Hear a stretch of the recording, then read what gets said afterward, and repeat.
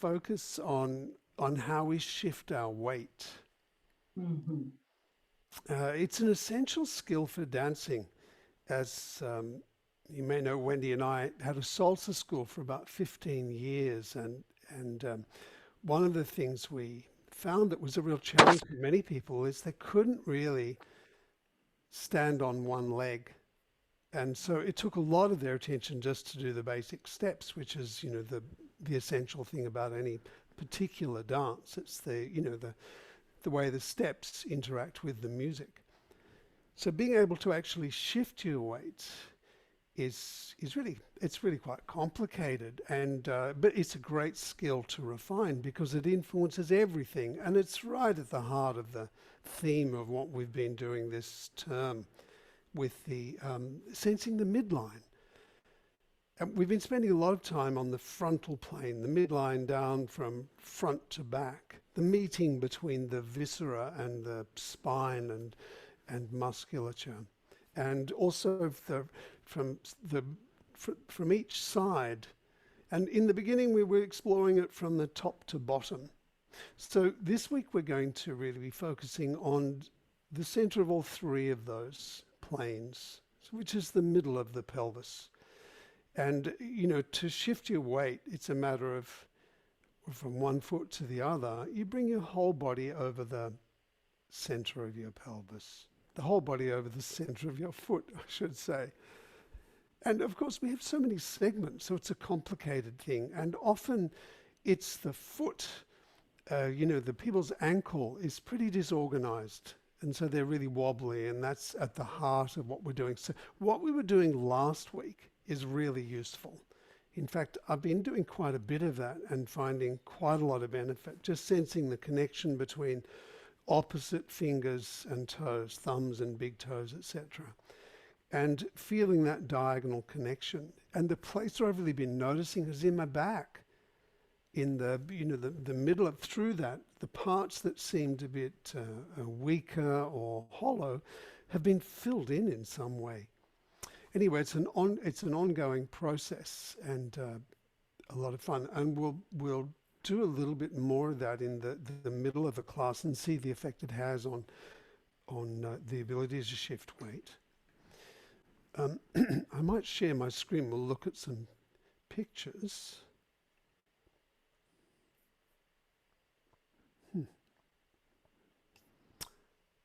Now, where am I? Oh, yes, good. Now, this orientation here is quite interesting. Shifting your weight, there are so many directions we can shift our weight. And, we need to think when we're going from one foot where the center of the foot is and where the center of the head is, over the midline here to be able to shift it that way. And of course, there's something really interesting about our skeleton in the way our legs are formed. In the curves, see how this is curving in? We have this ball joint here at the hip socket, and then this quite large joint here at the knee. Oh, I can't. I'm just trying to turn off that highlight. For some reason, not going off.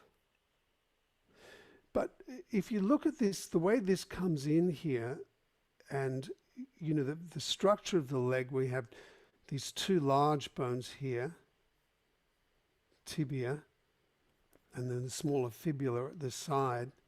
But we do this, it curves in, has this particular structure so that we can shift our midline over the center of the foot, where if it was coming straight down, we'd be tottering from side to side. And the curves through the whole body, the curves in the spine and the curved nature of the shoulder girdle and, the bones themselves that enable us to be able to shift our weight in this multitude of directions. And it's interesting if we look at foot. There we are. You know, with the feet, to maintain balance, we have this tripod that I mentioned before. There's a big arch here and from the heel to the ball of the big toe, and then the arch from the heel to the ball of the little toe here, and then the arch across the front. So it's this tripod. We're pressing between the ball of the big toe, the little toe, and the heel. And often it's the ball of the little toe. And in the hand, it's the same thing. It's those little fingers and the little toes that are often a bit less organized. And we tend to favor this, and you can see why, because that bone is so much bigger, and we tend to drive our movement from there. You know, we walk and we push from here, we kick and press from there. But it's interesting that the muscle to drive those movements of the feet, they're in the lower leg, they're in the calves rather than in the foot itself. And, notice the way the tendons here, the way they cross over different parts of the body. So, in the same way that having the heel project backwards like this and having this little bit of space here, that gives so much more leverage, as does the patella in the kneecap here. That being slightly in front of the knee just creates a lot more leverage as it pulls this bone up to here for lifting the leg and flicking the lower leg.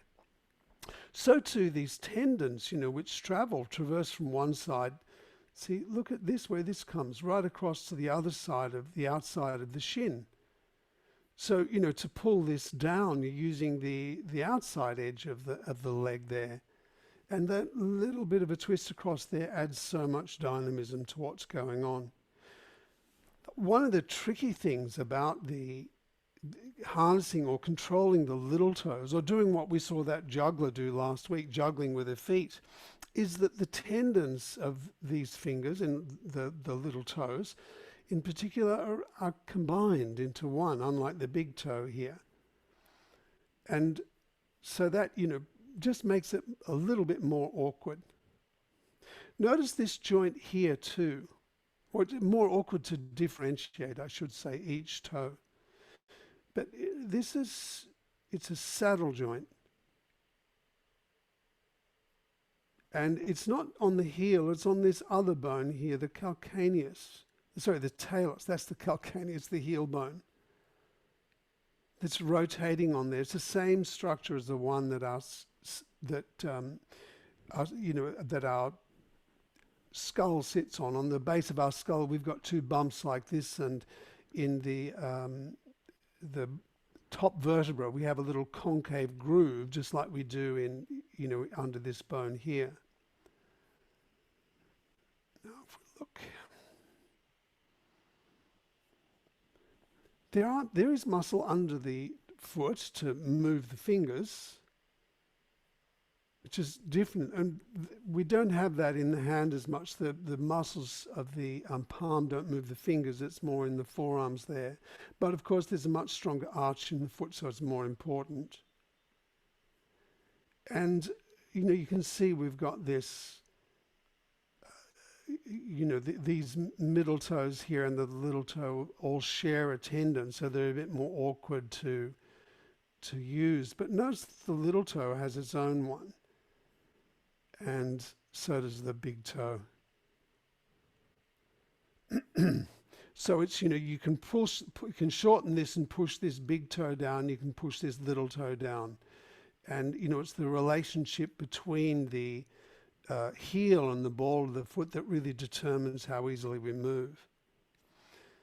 And the other thing that I want to look at today is the rotation through the body. So where am I?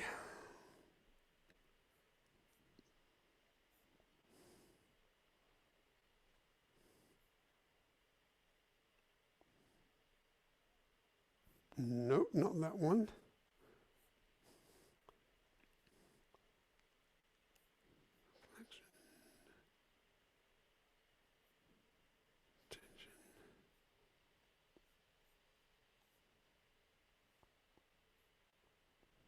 Yes, that's right. Scapular elevation.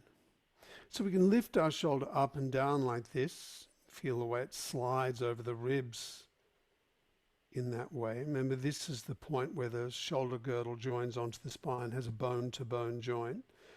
The shoulder blade here is held on by muscle. So we can lift it up.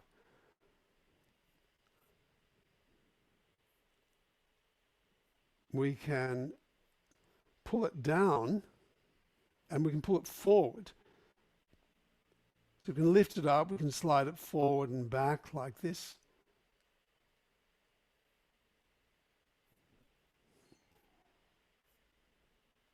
We can draw it down if I can find that scapular depression. Here we are. So, in all the rib cage, see how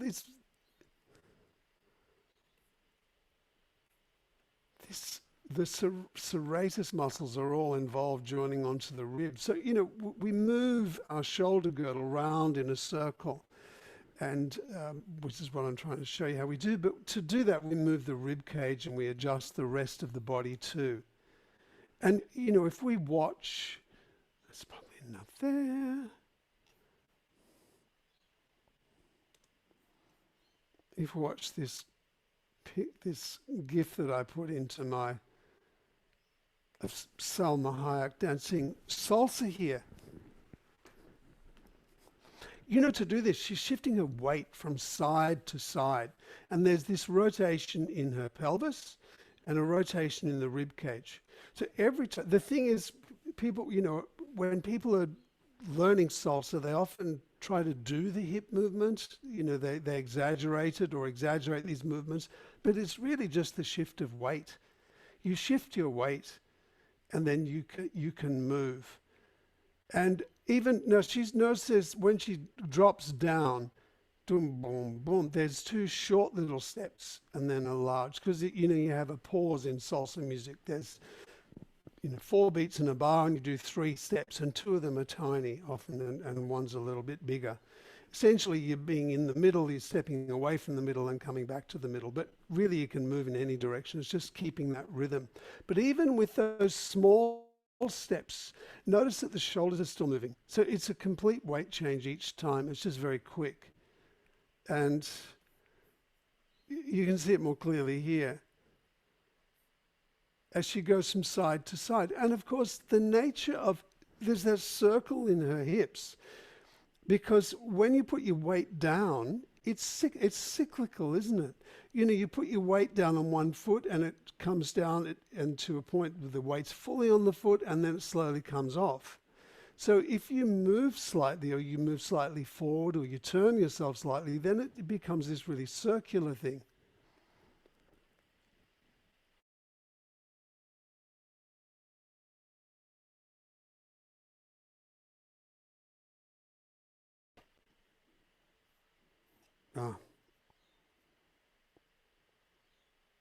Sorry, I just have to stop my share for a second.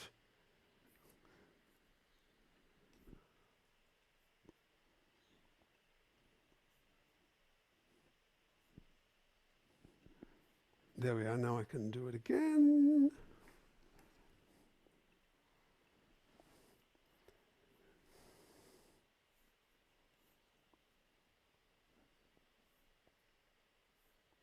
There we are. So the thing is, once you get this idea of shifting your weight, if you can make it really refined and shift your weight in the simplest possible manner, you have this freedom through your arms when you're dancing to express yourself or to cook. As I mentioned, if you get this idea and you play with it, cooking will never be the same. But let's look at this Tahitian dance, or the Pacific Islands have this amazing tradition of the center in all sorts of ways. But the thing I want you to notice here is how she is moving her legs. The weight's on the balls of the feet. And notice the pelvis is going in a, it's a side to side. You call it lateral flexion, where one side's shortening and the other side's lengthening. But then she's moving her feet, one foot forward and the other one back. So that creates this figure 8. she's moving through space if you look at the trajectory of each hip. And the upper body, the arms are an expression of width, as the legs are an expression of length. So they have this stabilizing function. And now I included this here just to consider from this angle. It's the hips we need to really free. And you may find that it's easy to move in a circle in one direction, but not so easy to move in a circle in another direction. Or one foot feels a bit more awkward than the other. And it's, I like this picture because from front to back, on the diagonals, you can see this clearly, and you consider how that's expressed right up through the body, up to the head. That's what we need to think of. And so even if you're squatting like, this person performing here, it's pretty amazing, isn't it? That much control. But look at the way her feet are moving, how each heel is moving relative to the other, and how her weight is shifting. So it's the same sort of idea that the legs are moving, assisting the movement into the pelvis. But look at watch this heel here. And now look across to the opposite shoulder and also to the movement of her hair.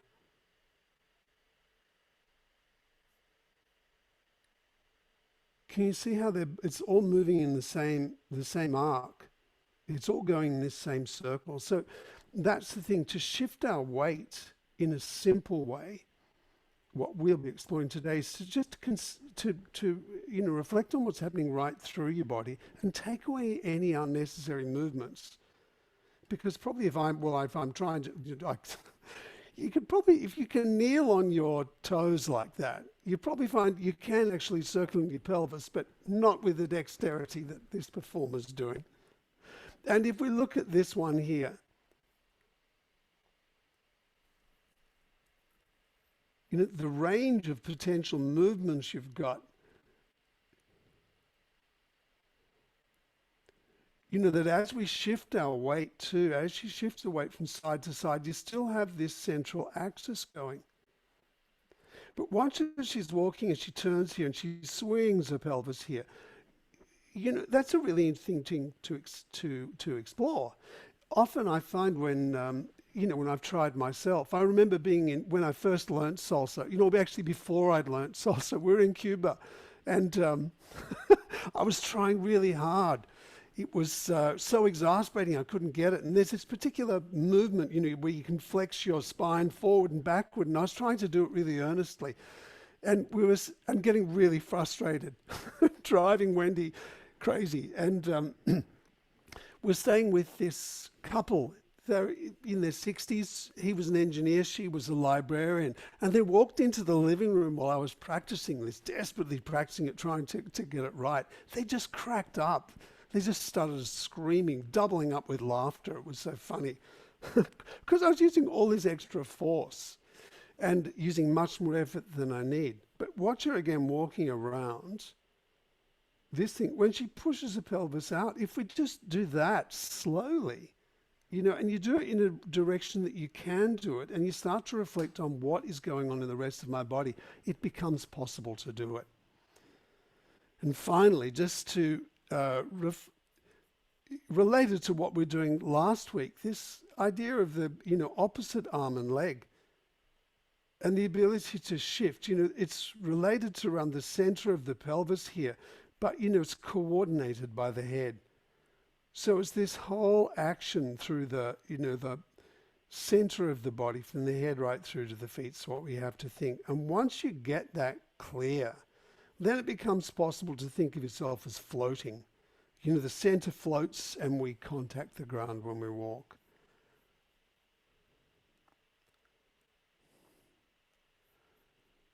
So really what I'm hoping to, what we do today, if you play with it, it will influence the balance you have when dancing, your ability to just groove in one position. Which is essentially being able to move your rib cage and pelvis and head, to be able to allow them to move. And, if you're not used to dancing, if you come to a culture like our one, which is not a dancing culture, it takes a while to get that.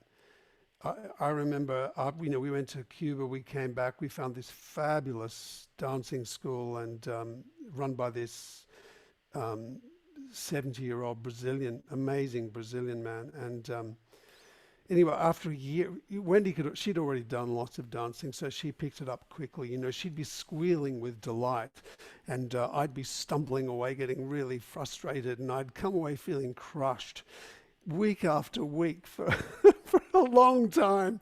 And then after a year of lessons, I had a dance with one of these assistant teachers, and who knew Wendy, and she was a pretty bossy, know-it-all sort of person. And the very first step I made was wrong. And the next step I made was wrong. The timing was all wrong. It was just, one thing. And meanwhile, Wendy's, squealing with delight somewhere else. So I left that evening feeling it's just hopeless. There's no chance I'll do it. But the next weekend, we went to a party. And, there's a lot of dancing at these parties, and no one had done salsa. And I noticed that most of them, when they're dancing, they're all just standing on the spot, moving their pelvis side to side or waving their arms about. And I thought, I can move. I can take steps. And suddenly it was this, the world opened for me. And it was fantastic. But, that took a long time. And Jose, my salsa teacher, he was saying that even people who are really experienced dancers, to really understand something like salsa or some of these Latin dances where it takes about a year, because it's really learning to hear it in the music. So, I'll put some music, this lovely song on at the end. I thought long and hard about what to play for you today, and I'll play something lovely at the end that you can dance to. But, it's a work in progress, and just have fun with it. And through this whole process, this class today is about just learning to sense, how can I soften and make this easy? Goodness, I talk for a long time, don't I? Let's try this out. So could you find a place on the floor? Oh, no, actually, no. Come up to stand. Oh, yes. Good. Okay. Come up to a stand near a wall. You'll need a bit of wall for this part of the class. We will get down on the floor, I promise. Not yet.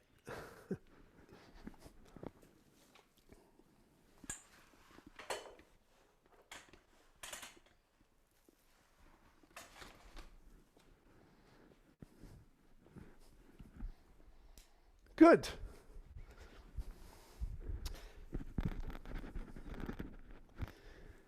Now, so stand here.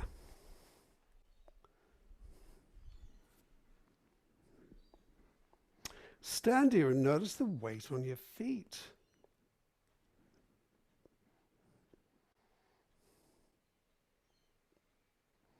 Consider those 3 points on your feet: the heels, the ball of the big toe, and the ball of the little toe.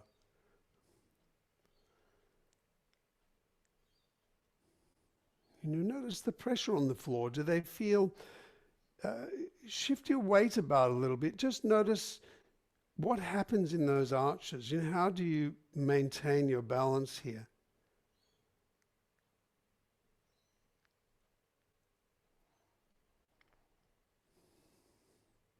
Could be aware of your toes, how they touch the floor.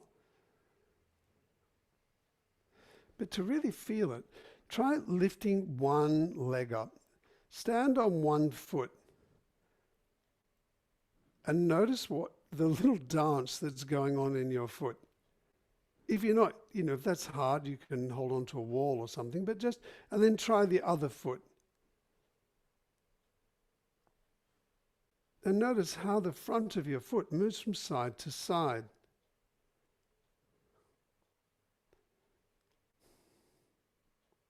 And change your weight from foot to foot again. Keep doing it slowly, feeling how your foot comes on and off the floor.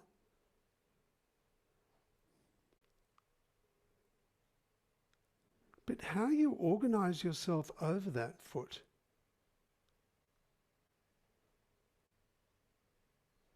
What does your knee do? Does it feel free to move?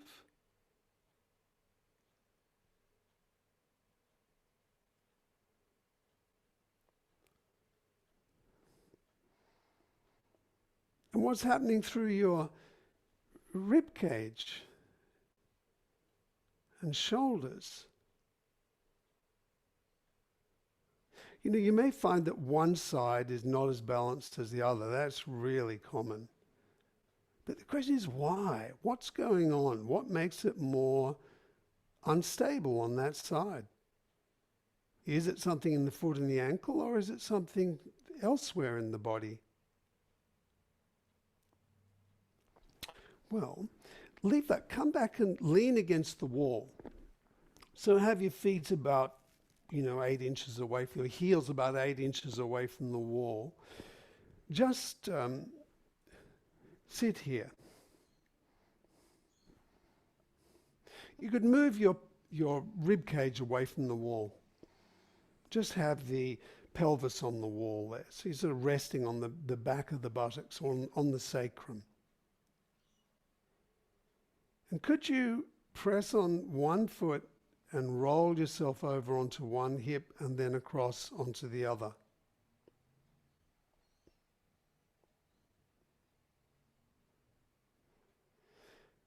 Feel that movement across your pelvis, across your sacrum.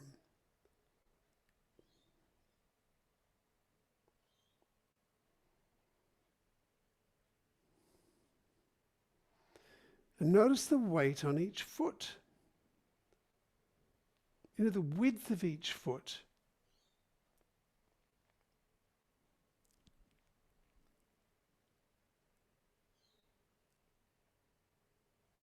And whether you have more weight on the front or the back of the foot.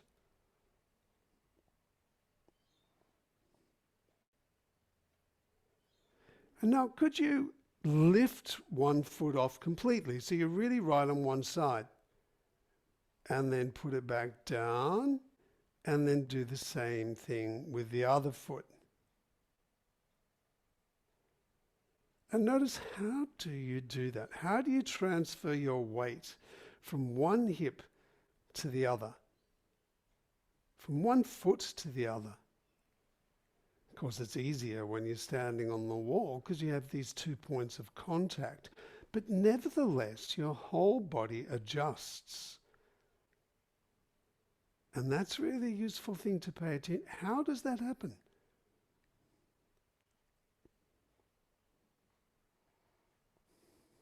We want to find the simplest way to do this. So you can just roll onto this side, and with the minimum number of movements. Notice what your knees are doing, whether they feel free and it's still unlocked when you're standing on it.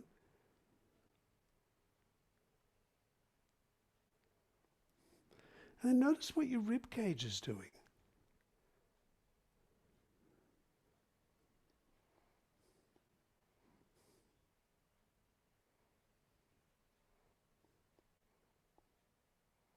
Does your rib cage rotate a little as you switch from side to side?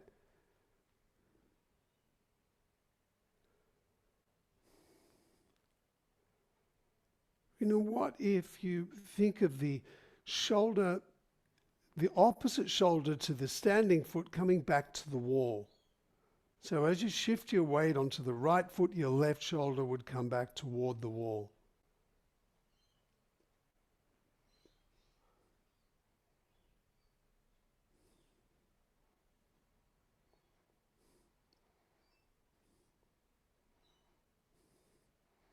Now leave that, just rest there for a moment in any way that's comfortable.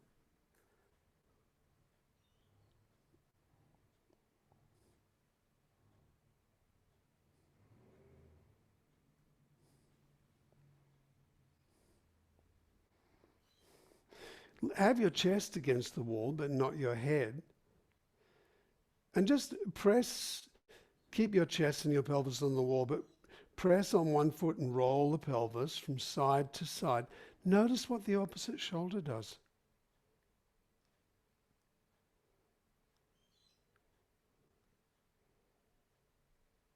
Can you see how when you're pressing on one foot, the opposite shoulder presses into the wall?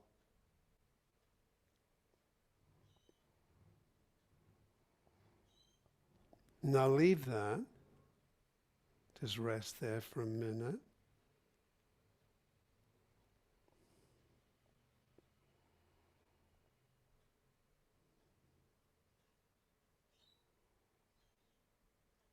Now move your rib cage away from the wall, so it's just your pelvis. And once again, shift your weight side to side, lifting one foot and then placing it down.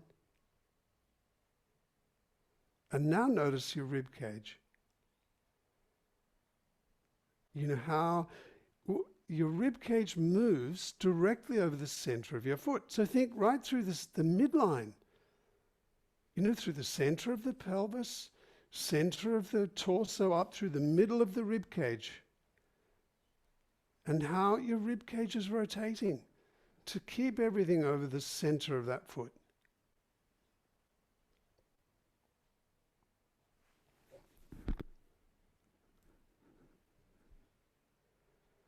And you could place your hands, the middle fingers, underneath your ears. First finger on that bumpy bit at the back of the skull, just behind the ear, the mastoid process of the temporal bone from the first week. And the third finger's on the beginnings of the cheekbone. And notice as you shift your weight from side to side, what's happening through your head. Center of your head, right out through the crown of your head.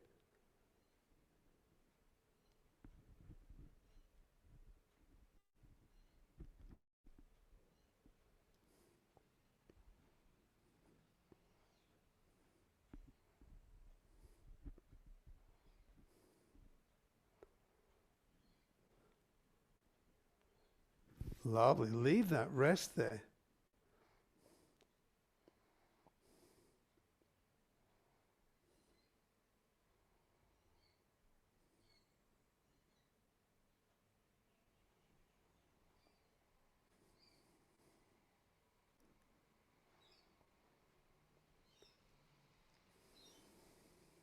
And as you begin to relax, notice the space within you moving as you breathe.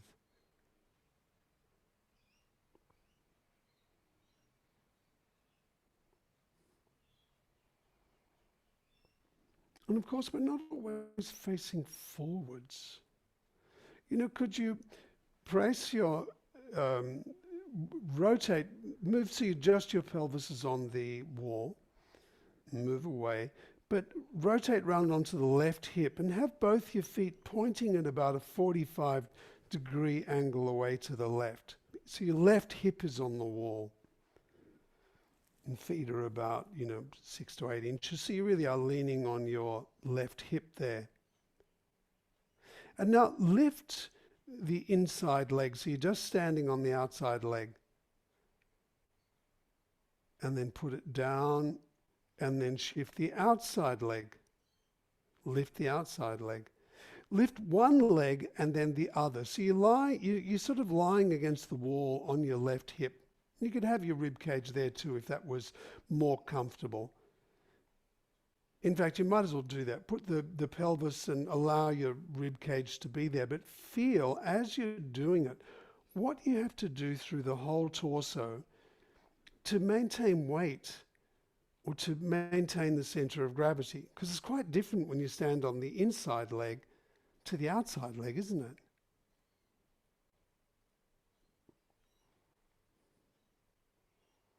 Feel how your rib cage shifts.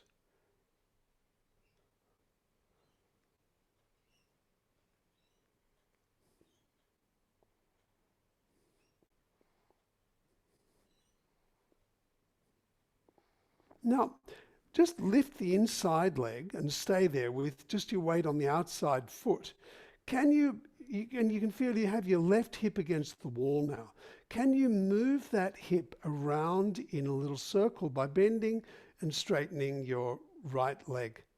So you're moving the right hip round in a circle in order to roll the left hip on the wall.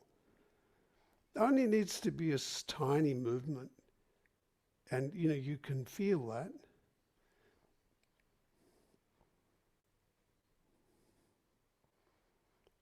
Feeling the way you can move the right hip and your right leg in order to move the left hip in a circle on the wall. And of course, the more you soften through the rest of your body, the easier that becomes. See, leave that for a moment. Just come back and rest against the wall there in whichever way is comfortable, and notice how that feels.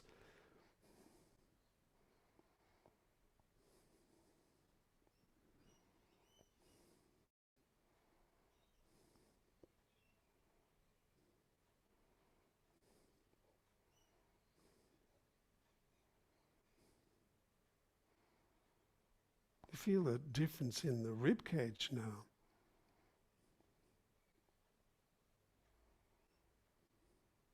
Well, come back onto that left hip. In that same way, your feet are about 45 degrees away from the wall, pointing toward the left. And now lift your left leg, the inside leg, and then place it down, put the outside leg down, and feel what you need to do in order to maintain balance here, how your body shifts. Which direction, when you put the weight down on the inside leg and you lift the outside leg, does your pelvis move backwards or forwards? When you put the outside leg down, which way does your pelvis move? Against the wall.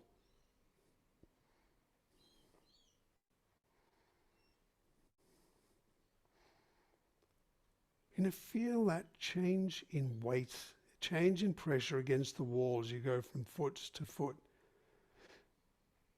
through your pelvis and through your rib cage and shoulder.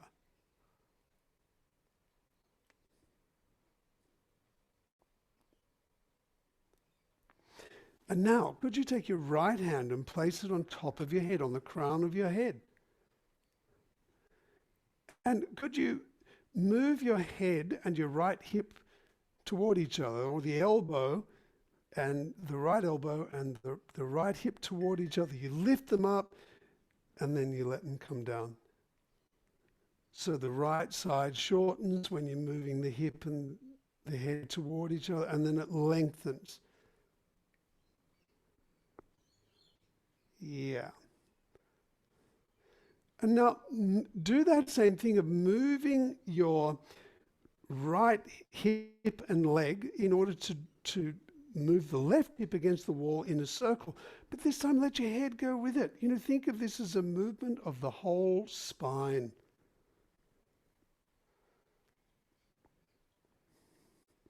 Your weight's on the outside foot.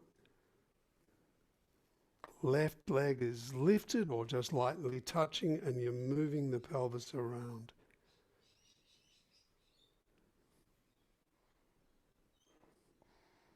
And then leave that. Come back to the middle and rest.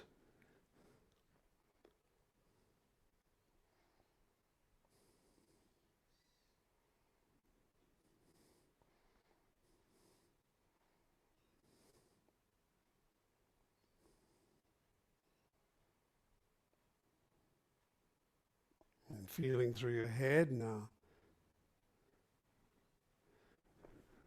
And just as a matter of interest, lean just so your pelvis is against the wall, so move your rib cage away. Transfer your weight from foot to foot, roll from each side of your pelvis. And is there a difference going to the left now?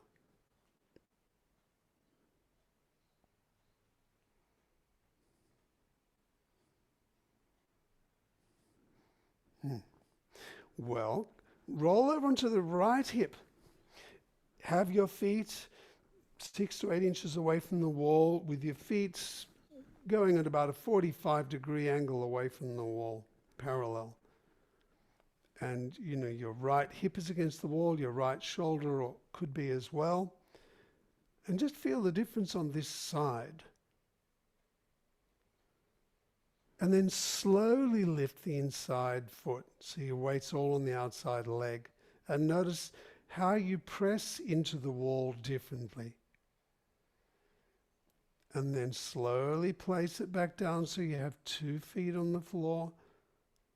And then lift the outside foot and feel how your weight readjusts. And then put the outside leg down. Lift the inside one and just go from leg to leg, feeling how your body adjusts. The changing pressure against the wall as your body reorganizes itself to maintain balance over each foot.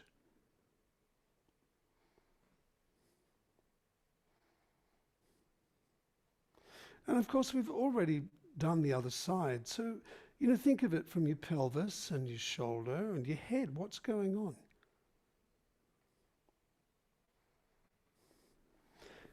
And now place your left hand on the crown of your head and lift your right leg so you're just standing on the outside foot. And now move the left hip and left leg to move your left hip in a circle in such a way that you're drawing a circle on the wall with your right hip. You're sort of moving your right hip around in a circle on the wall.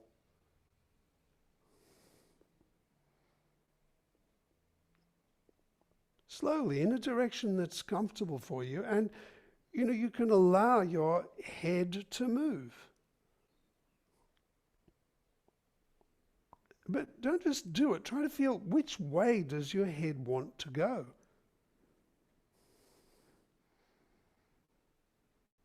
Probably when your head, when your pelvis drops down, when the right hip drops down, the head's going to move toward the wall. And when the right hip lifts up, so when the left hip lifts up, the head will move over toward the hip.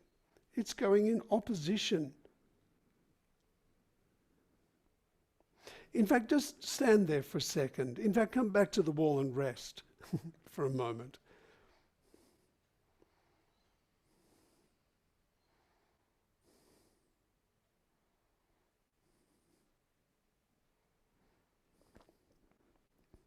And go over onto the right side again.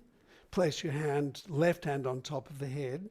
Lift your left foot and now move the head and the left hip toward and away from each other. So that means, your left elbow and the hip move toward each other. The middle of your body will press in toward the wall. And then when the pelvis goes down, the head will move toward the wall. Feel like going backwards and forwards, side to side, that movement through here. And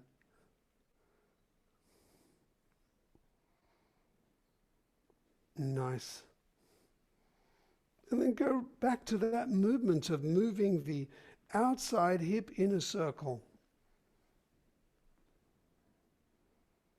Allowing your whole body to move so you can draw this circle on the wall with your right hip.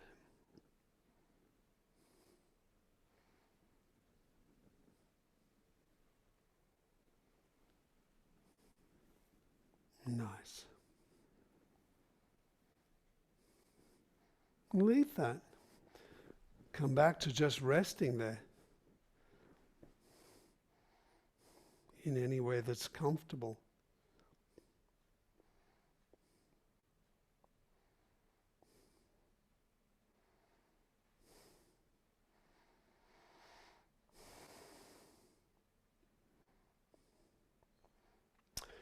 And now, roll your pelvis slowly side to side. You can keep your rib cage and your pelvis on the wall. Just feel how your pelvis rolls across.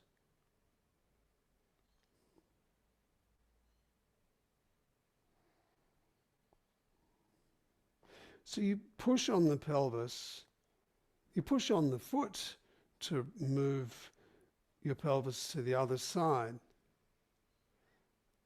But notice the line that your pelvis is drawing on the wall. Is it a straight line or is it a curve? Or perhaps more like a figure eight? Because when it comes to the end, does it just turn around the way it was, or does it go in a little bit of a curve because your weight shifts on your foot? You're shifting from one foot to the other.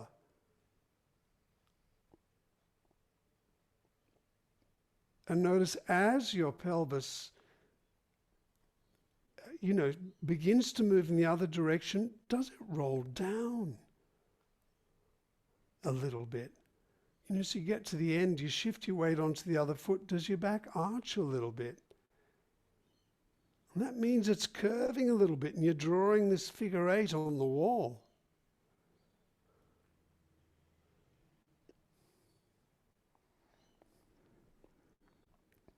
Well, leave that. Just lie here with your rib cage and pelvis against the wall, and now roll your pelvis in a circle around the sacrum.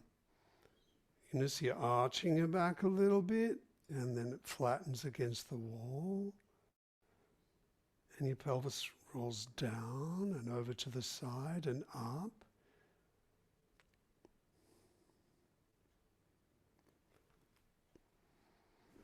And in fact, you could put one hand on your upper belly and one on your lower belly, and you could feel how the front of your torso is shortening and then lengthening. As you roll over to one side where the weight is on one hip, the different feeling in each side. So rolling it around in a circle, going from one foot across to the other, rounding and arching your back.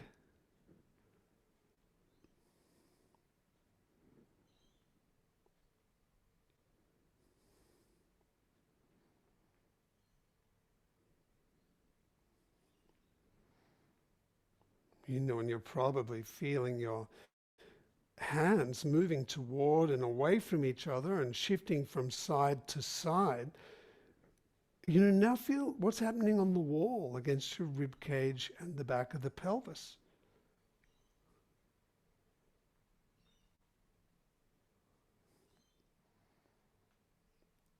Your pelvis is rolling in a circle.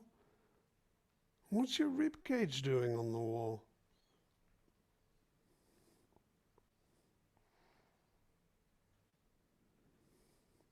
Is it rolling in a circle?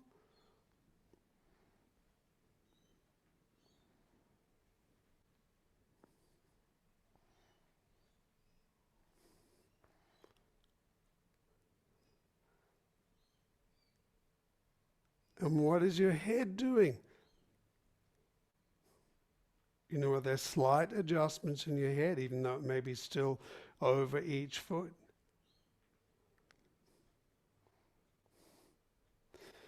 Well, leave that. We're going to come back to that. Just stand away from the wall for a moment.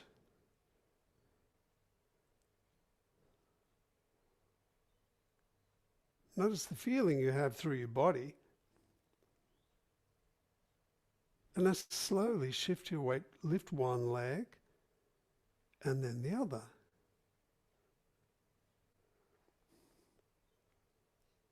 Is that different from when we first began?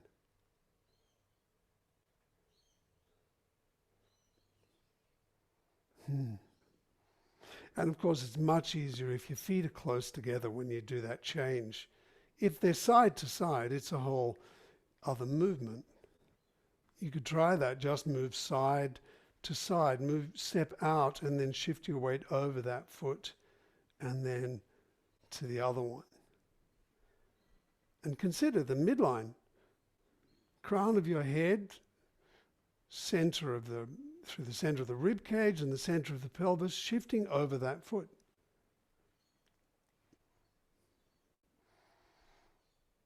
And are you rotating? Does one shoulder move backwards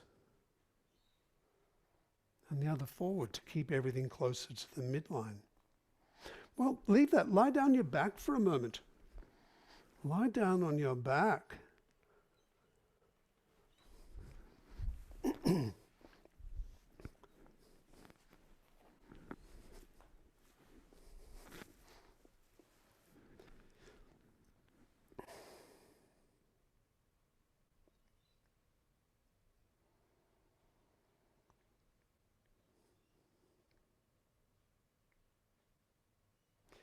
Notice how you settle.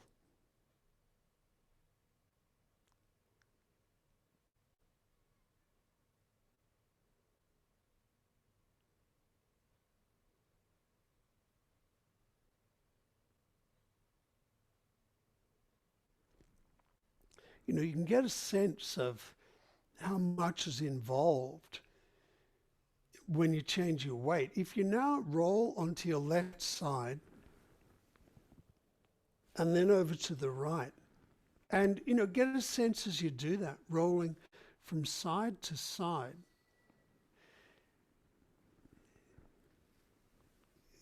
The simplicity of the movement. Can you do this in one smooth movement?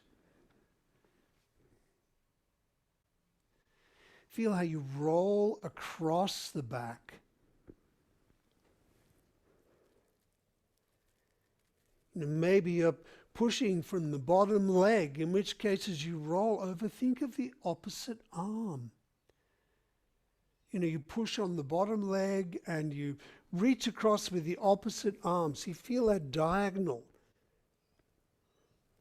from one shoulder down across the back of the rib cage, across the lower back to the back of the pelvis, and over onto the other side. And from one hip and leg across the lower back and up over the opposite side of the shoulder to the rib cage.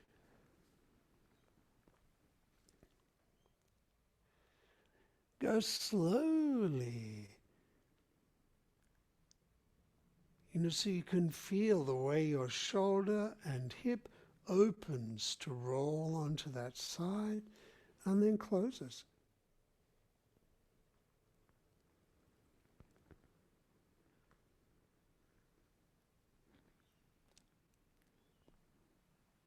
And how your whole head, neck, and torso moves as a unit.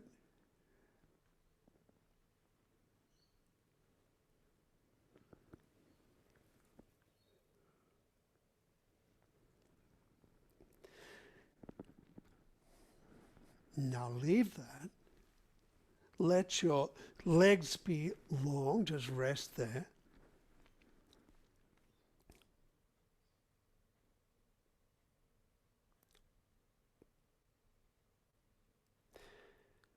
And just extend, or actually rest there a little bit longer.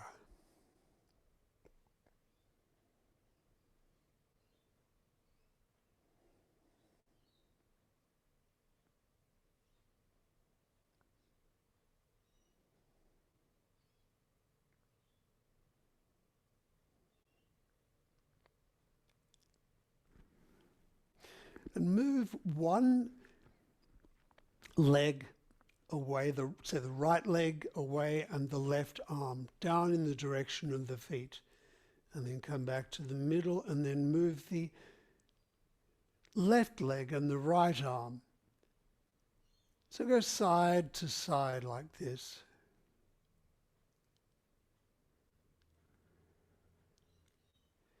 Noticing if it's easier in one direction.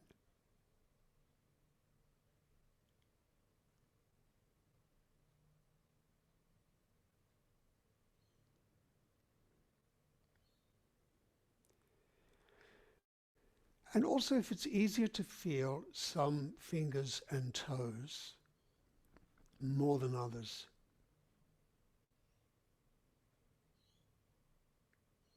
Usually it's the big fingers and toes that are more present and feel more functional. Well, leave that. Can you now think of your right thumb and your left big toe? Move them slowly.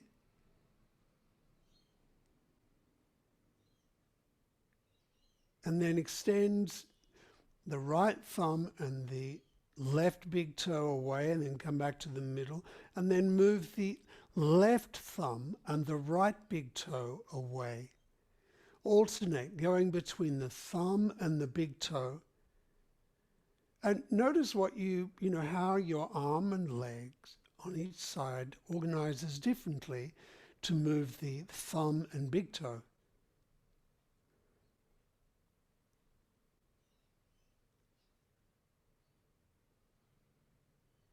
And maybe you could imagine a giant skipping rope, 2 of them, attached to the thumb and opposite toe, and that you're swinging these skipping ropes around the sun and back out into space. And you can feel it pulling against the thumb and the big toe. And as you feel that rope swinging right around as it goes behind you and up over you and in front of you, that it pulls on that whole diagonal from the thumbs to the big toes right through the spine.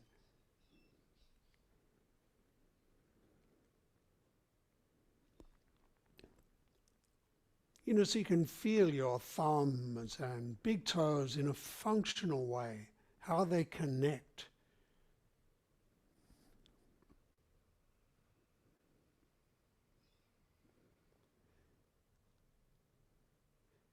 And then leave that.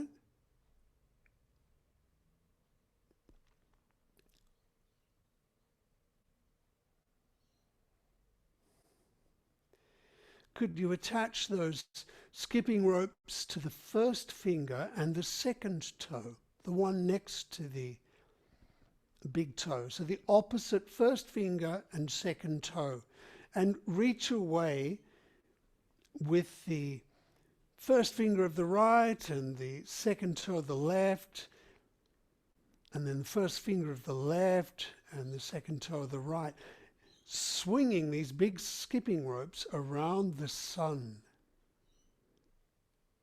and right around behind your body, out into space and above you and below you. And feel the pull of the rope right through your body in each diagonal.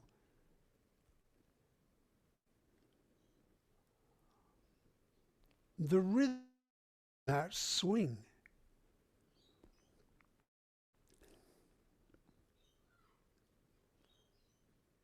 And maybe attach it to the middle finger and the middle toe now. Middle finger and the middle toe, swinging it round the sun, out into space.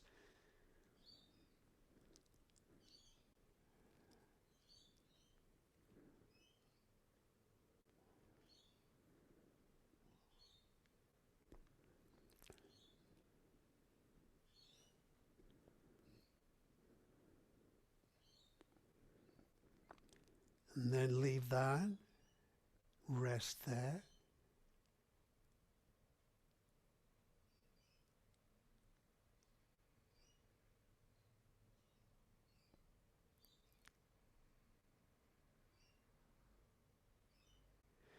The first 3 fingers and toes, that connection to the front of your body and the side. Now let's sense the little fingers, sense the 4th finger and the 4th toe. And extend the right 4th finger and the left 4th toe, and then the left 4th finger and the right 4th toe, in a way that you're swinging these big skipping ropes, 2 of them, round the sun, round through space.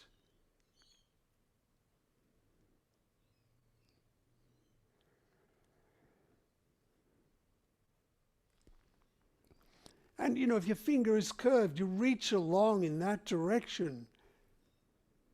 You allow your body to adjust so that you could feel the pull of these ropes, these skipping ropes, right through the spine on each side.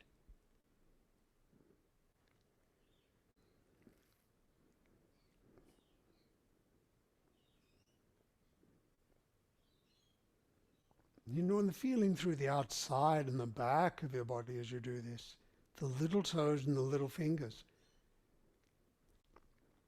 And now actually do the little toe and the little finger.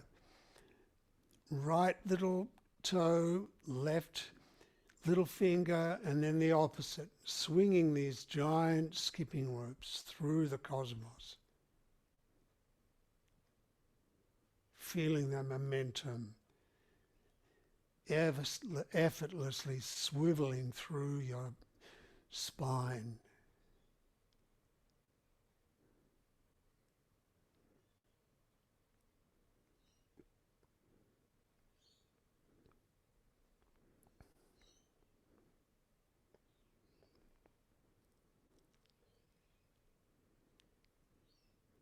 And now think of the whole hand and the whole foot reaching in opposition, swinging these two giant skipping ropes.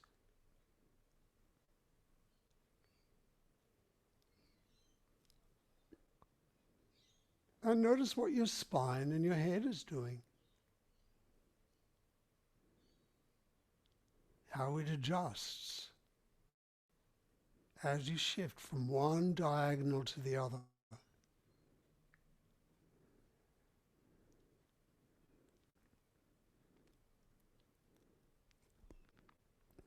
Well, leave that now. Rest there.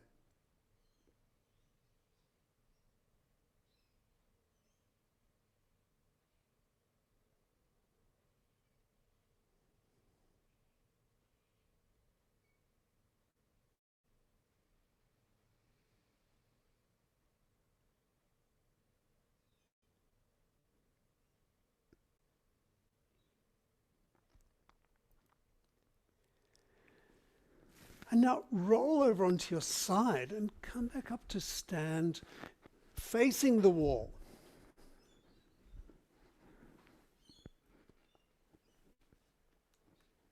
Facing the wall.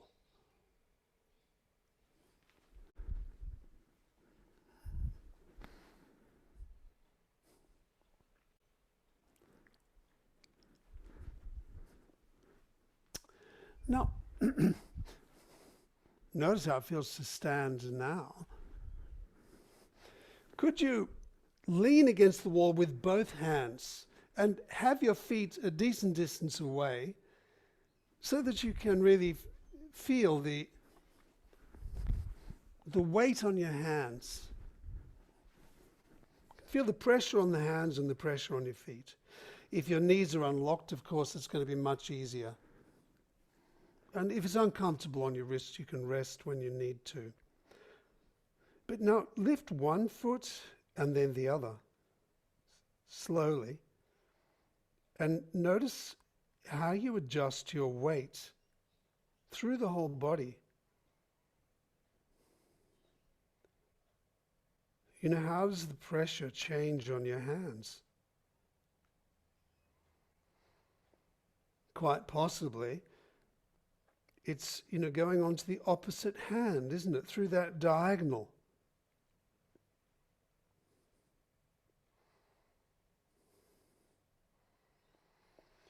You may even find you could actually lift that hand off the wall. So you go from one foot, the opposite foot and hand. And feel as you do that, how your weight shifts. You know, what happens in your pelvis and the opposite shoulder.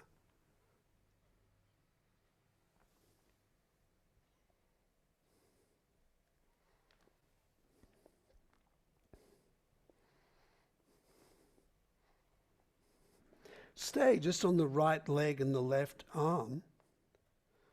And can you move your left hip and your right shoulder in a circle? Move them in a circle.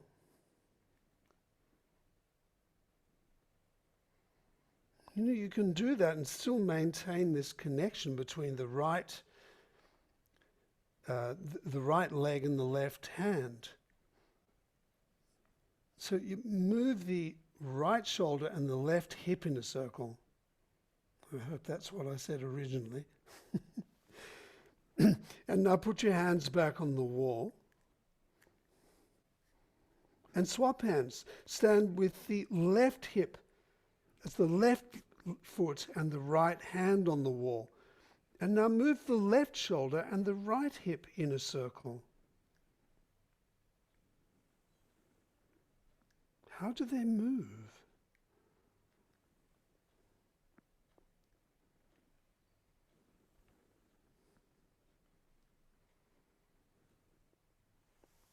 And now place them down again. Just leaning against the wall.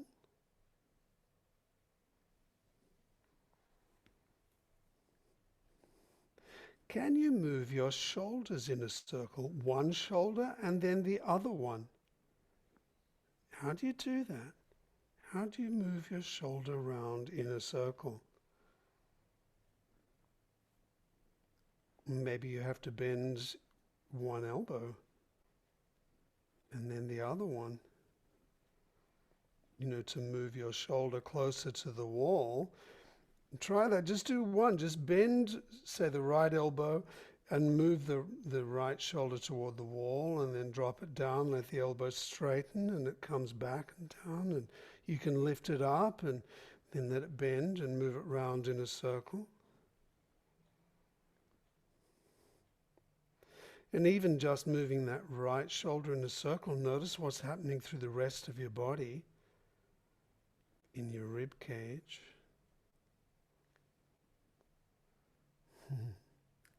Try the same thing with the left now. Move your left shoulder. Now this may not be as easy. Just make it smaller.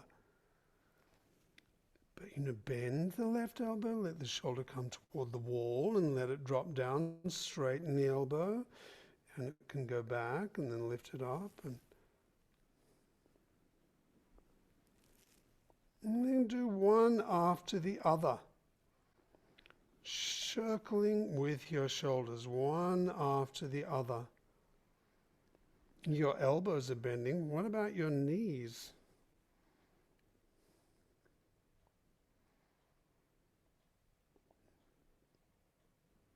In order to circle one shoulder and then the other, is there a shift of weight from one foot to the other?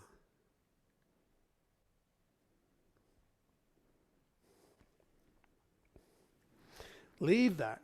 Come away from the wall, just stand there for a moment.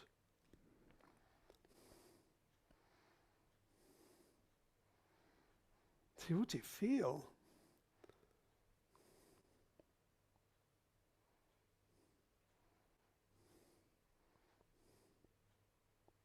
Now, place your left hand on the wall. Place your left hand on the wall at shoulder height. Feel the width of your hand, the width of your foot. And move your feet away so you really are leaning on the wall. You have weight on your hand. So your body's at an angle, leaning into the wall. And in this position, could you lift the inside leg? And then place it down and lift the outside leg. And notice the weight, what you have to do through your body to maintain balance here. The subtle shift of your rib cage underneath the shoulder girdle.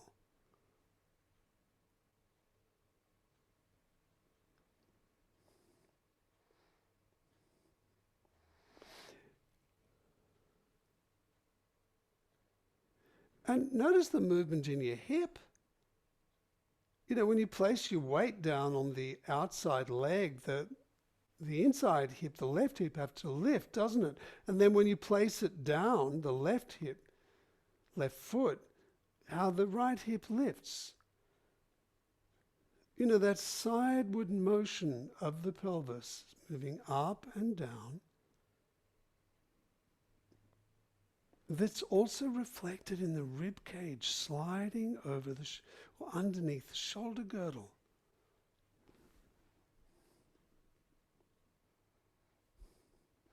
Maybe if you place your hand on top of your head, your right hand on top of your head, you can feel that shift right through the spine.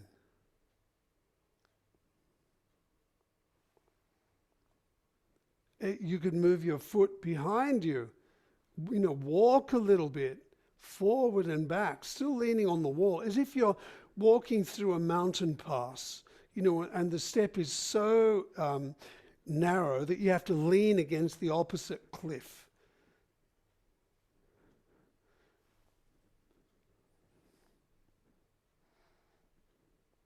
Feel as you're shifting your weight from one foot to the other, the movement underneath the shoulder girdle.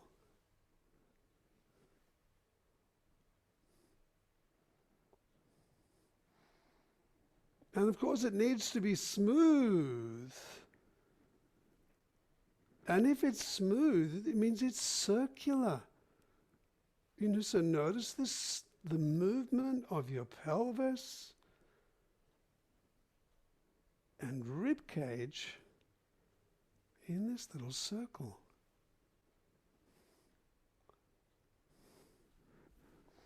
Leave that. Come away from the wall.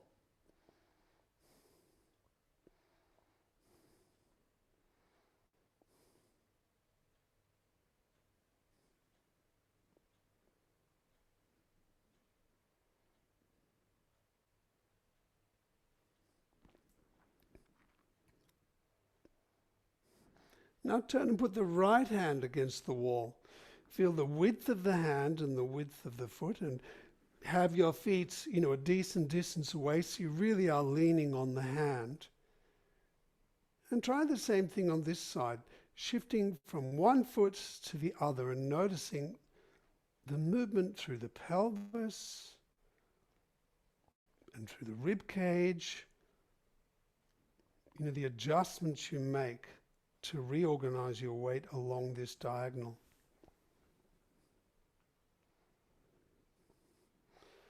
You could place your hand on top of your head, the left hand, so you can feel the whole spine.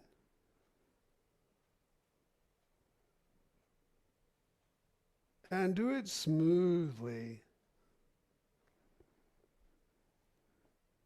So you place your foot down carefully,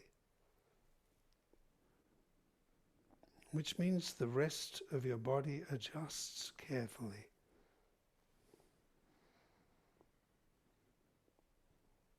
And then begin to walk forwards and backwards.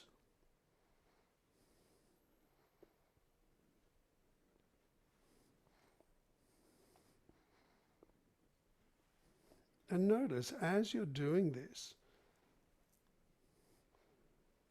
as your pelvis rotates a little bit to put a leg forward, and then the weight comes down, the circle that each hip is doing is carving through space.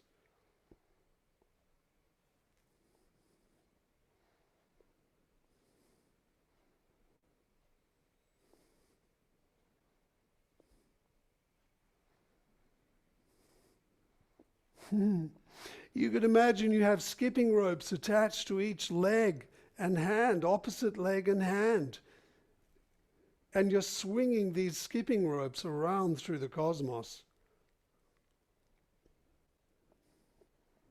In the forward and back motion of each arm and leg assists you.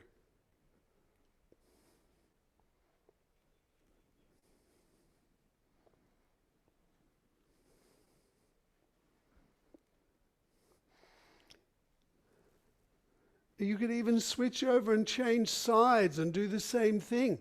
Go from side to side, walking, smoothly transferring your weight so that you could keep the momentum of these skipping ropes spinning through the cosmos. and then turn and change without losing the rhythm. So this circular movement where you can change from side to side and move everything smoothly.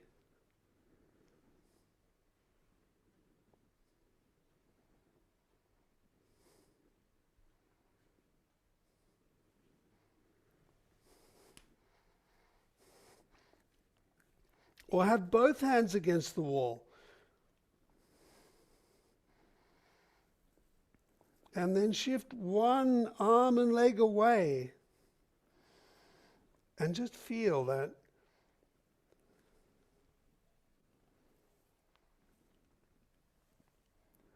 stability through the supporting diagonal and the freedom in the other one.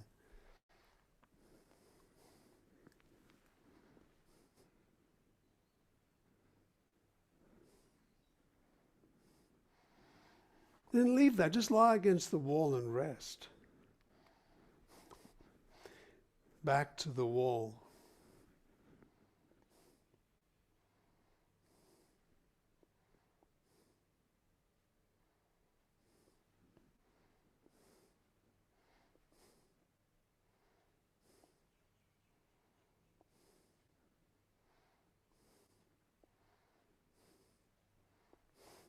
And then once again, press down on one foot and roll yourself over to one leg. The other leg lifts side to side this way. And now notice how your whole body adjusts. Is your rib cage moving a bit more freely?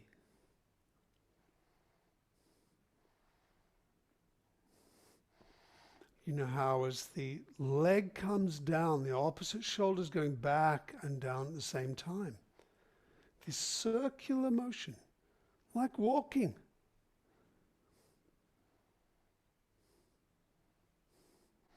And you could even take a larger step. You could, you could reach out to the side and lift the opposite arm.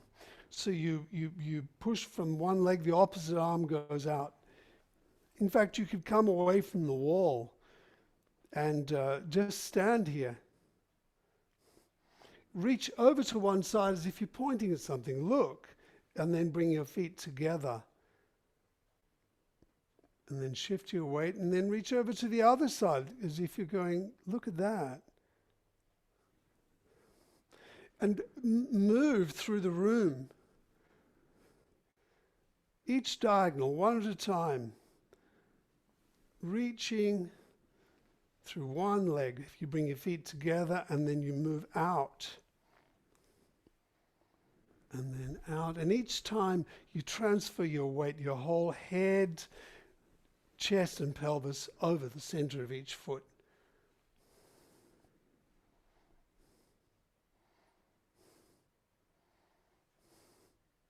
And then just walk. And notice how you shift your weight from one foot to the other.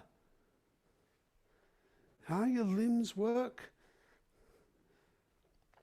The diagonal connection. One's supporting and one free. You can take small steps and then large steps, as if you're negotiating over a glorious stream, stepping from rock to rock.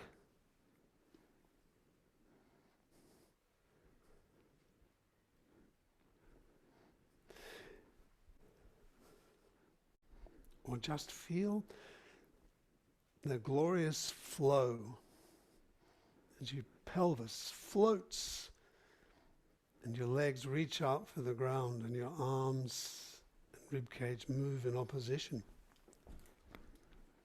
So now I'm going to put a song on, share my screen, this lovely salsa song that I spoke of. And you could lie down on the floor, you could be against the wall.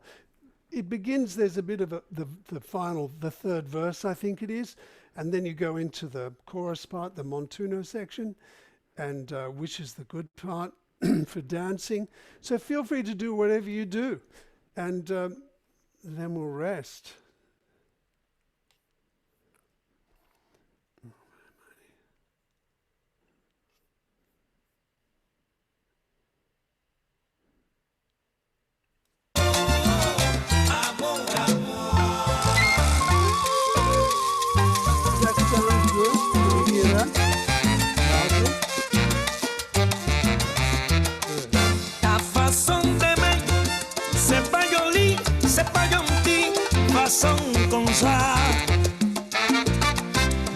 Ta façon d'aimer, tu es, c'est pas gentil, vraiment pas dire. Ta façon d'aimer, chérie, jaloux, jaloux, jaloux, jaloux, tellement jalouse. Si tu m'aimer devant les gens, tu perds la tête, c'est pas gentil, oh ma belle. Parfois même devant les invités, tu perds la tête, c'est pas gentil, oh ma belle. Fatimata, Fatimata, amour, amour, amour, amour, amour. Fatimata, amour, amour,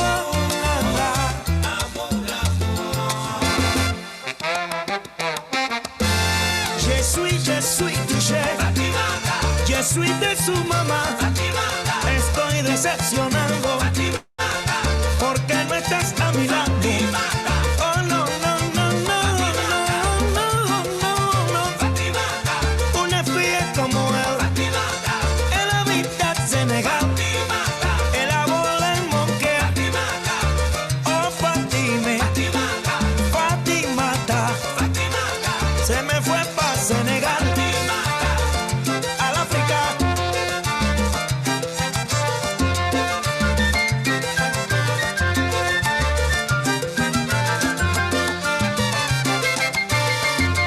Oh Mabel, Fatimata, Fatimata, Fatimata.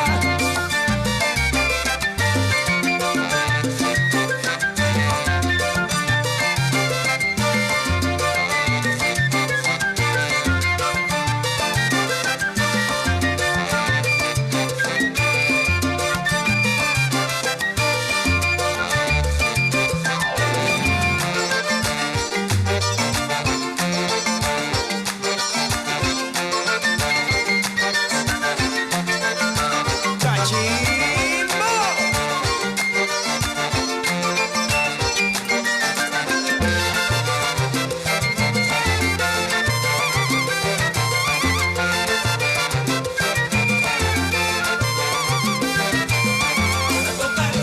Ten cuidado, oye tumbao, canario.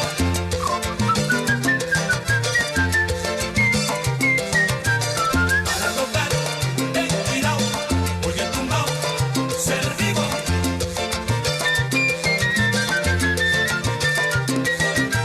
Bruja manigua, negra cimarrón. Bruja manigua, negra cimarrón. Bruja manigua, negra cimarrón. Bruja manigua, negra cimarrón. Bruja manigua, oye bruja manigua, negra cimarrón. Se llevó mi corazón, bruja manigua. Se me fue pa' Senegal, y el canario cantando, bruja manigua. Aquí sufriendo por su amor, negra cimarrón. Negro como yo no hay dos. Fatimata.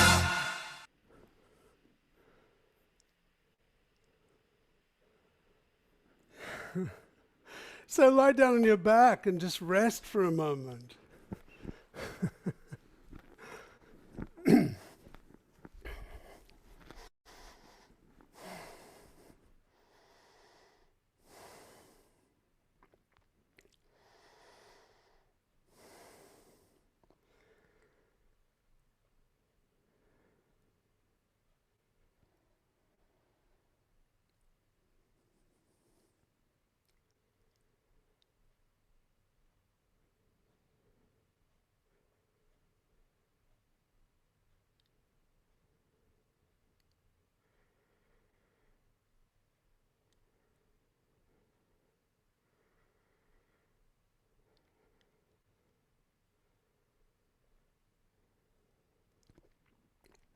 You could reach through the opposite arm and leg if you want, but you could just lie there too.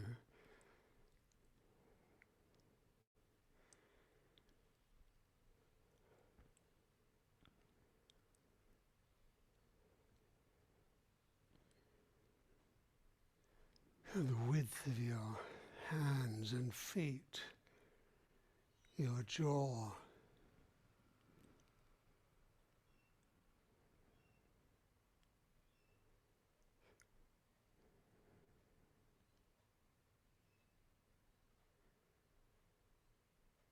And the midline.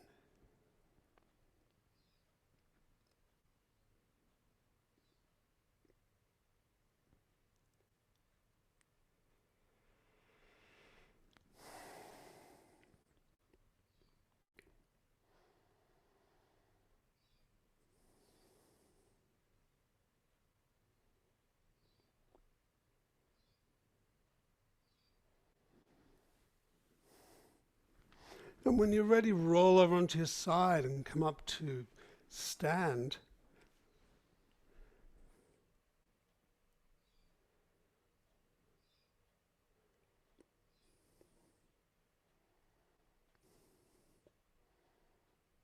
And consider from the crown of your head all the way down to the center of your feet. Midpoint from front to back. Side to side and top to bottom.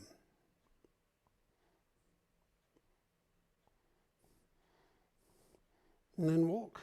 Just sense how it is.